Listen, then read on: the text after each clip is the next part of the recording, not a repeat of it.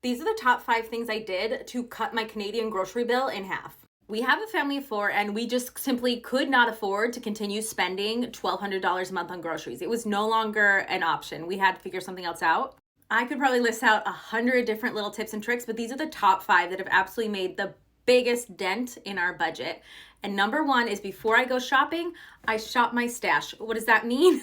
Remember those old YouTube videos where the YouTubers would go in and before I go to Sephora and spend $1,000 on makeup, I'm gonna look at the makeup I already have to make sure like that I'm using it, right? So we're gonna do that with our groceries. I'm going through my pantries. I am making lists of things we have. I'm looking at stuff and being like, what might expire kind of soon? And my goal is to make a meal plan based around food that we already have so that we're not wasting anything.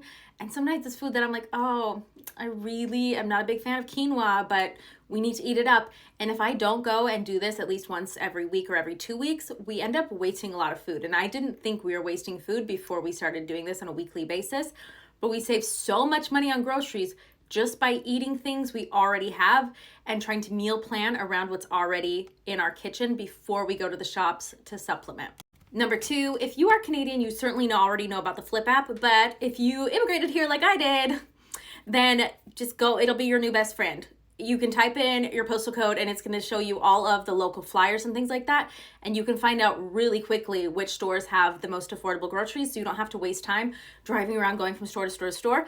Also figure out which stores price match, because then you can take out your Flip app and get those stores to price match items that are cheaper at other stores to save you time from having to drive around.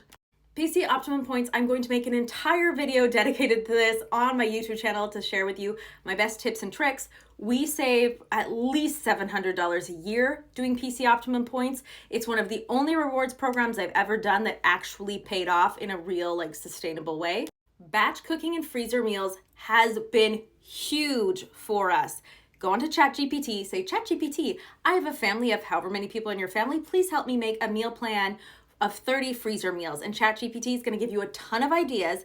And so many of them are dirt cheap and a lot of them are flippin' delicious. And because you're making them in bulk, they end up saving you so much time, so much money. It's just wild how much that one alone has cut down our bill.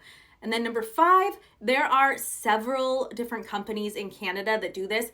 I'm in Southern Ontario in the London area, and so we do Odd Bunch here.